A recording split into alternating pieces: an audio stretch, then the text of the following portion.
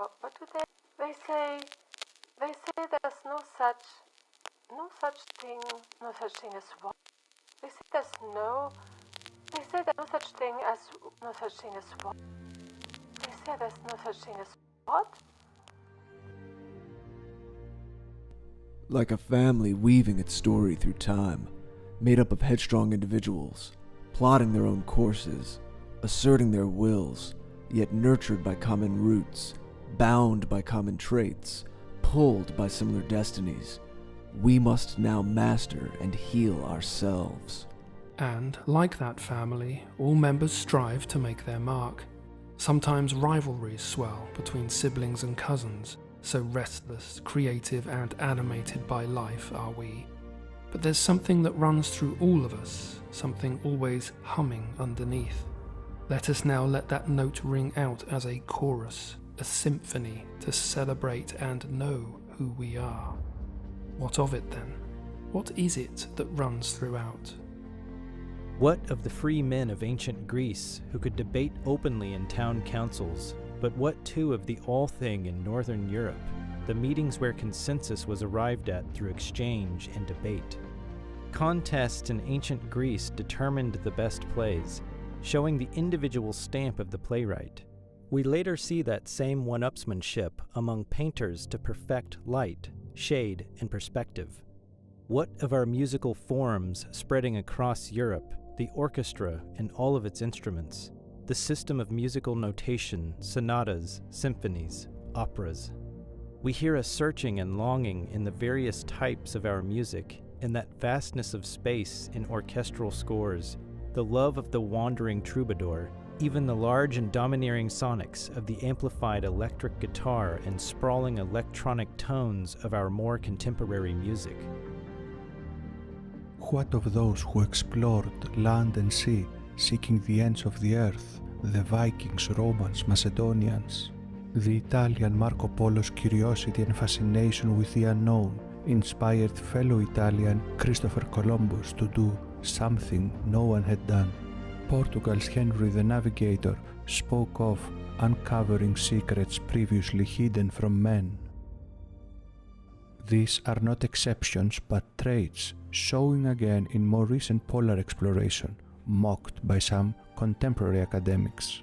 But who of our people sound in mind and spirit could help but be moved by Robert Falcon Scott's stirring message to the public, his last words written while dying in Antarctica?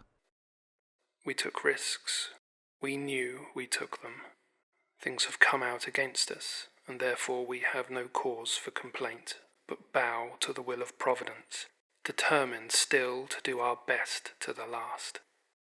Had we lived, I should have had a tale to tell of the hardihood, endurance, and courage of my companions, which would have stirred the heart of every Englishman. To quote our contemporary, Ricardo Duchesne, who asked in his book, The Uniqueness of Western Civilization, what caused the buildup of ideas?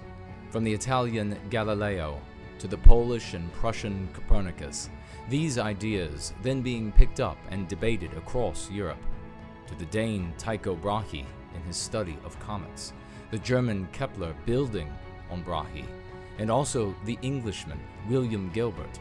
These ideas then fused with the Dutchman Christian Huygens' centrifugal force, the French Descartes' algebraic geometry, and so on. A sense of independence and freedom runs throughout our history.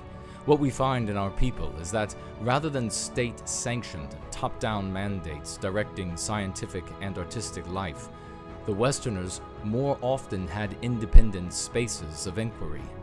Guilds, universities, laboratories, artistic circles, who sought to dare and create and explore. Rome developed an intricate legal system of concepts that reflected the individuality of each person. In Old English, the word for law was lagu. In Old Norse, log, referring to past deed laid down in layers.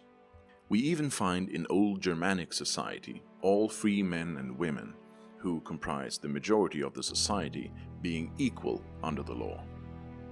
After centuries, the above examples influenced the English common law, European parliaments, and the US Bill of Rights and separation of powers. Were these just good ideas, or perhaps a natural fit, an instinct? Can such notions sometimes get out of hand? Are they, like anything, susceptible to corruptions and confusions? Can they be skewed when confronted with outside ideas and unusual circumstances? Of course, but the fact is that examples of our sensibilities and the way we create our environments can be found in varying eras. We are not defined by just one turn of events in history. E.L. Jones called us ceaseless tinkerers in his book The European Miracle. In this era of censorship, there's a statistic by Charles Murray in his book Human Accomplishment that could probably get this video banned and put our channels at risk, so we will leave it to you to be an adult and look it up. But shall we just say here, history is not just a question of invention and not just a question of influence, because everyone is influenced by what they learn or observe from others. It's what you do with skills or information that bears your mark. To quote David Landers, Europeans did not invent the heavy plough, but they did improve and adapt it. They did not invent the horse collar and the horseshoe, but they did improve it to create a new style of warfare. They did not invent watermills, but they did improve upon new accessory devices. Whence does this come? With such engines of passion and curiosity driving us, conflicts naturally arise, but past wars do not negate the wider bonds of our people. Oftentimes, wars were fought to assert sovereignty, hearkening again to that theme of freedom. And of course, sometimes we were at the hands of leaders who, unrestrained by small-scale bonds and duties, sought megalomaniacal gains, or sold out to the lure of unchecked power, sometimes subverted by alien influences. This doesn't mean that when the German and English soldiers put down their arms to play games with each other during the Christmas truce of World War I, they didn't know deep down that they were related. They did. Just like in the early 1900s, when elderly Union and Confederate soldiers embraced each other at American Civil War battle anniversaries. Just like all of Europe responded in horror to the massacre at Chios, when tens of thousands of Greeks were killed by Ottoman troops during the Greek War of Independence.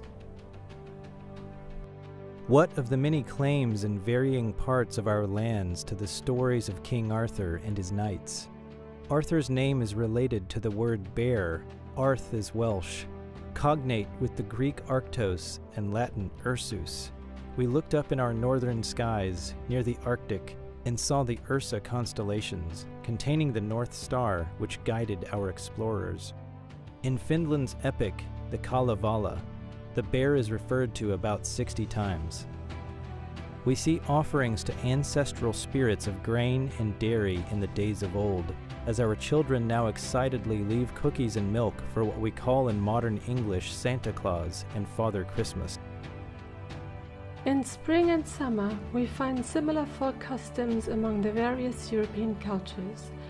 These related festivals, taking place around May 1st, carry some regional distinctions, but all bear similar key elements, from Floralia to May Day, to Walpurgisnacht, to Beltane, to Rudinitia. Other related holidays throughout the year demonstrate a calendar, a rhythm, shared symbols, meanings and beliefs that reveal commonalities amidst a splendid assortment of regional expressions. Are we to be told we are unrelated when we see different versions of the Cinderella fairy tale found among the varying strands of our ethnicities? Aschenputtel in Germany, Cendrillon in France, Cenerentola in Italy, Ashipelt in Ireland, Katie Woodencloak in Norway, Rashinkoti in Scotland, Pepelaska in Bulgaria, the Hearth Cat in Portugal. We share a bond and worldview, as reflected in our stories and customs that have lasted through the ages, seeing ourselves in them. There exist different theories about migration of peoples, different theories and new discoveries being made about genetics. At least in the recent history we currently know of, we are peoples who were forged between the Arctic and Mediterranean, between the Atlantic and the Black Sea and Caucasus region. Some of us ventured out, and the lands where we settled bear the marks of our instincts, our ethnoculture, our biospirit. We can thus feel at home when we travel in various parts of the Americas, Australia and New Zealand, South Africa. No matter what we may learn, no matter how surprised we may be by future findings, our story reaches back much further than is commonly thought today. Know what has been shared in this presentation. Let it spur you on to discover more. Know that we have a common source, and that now, more than ever, share a common fate. Be well.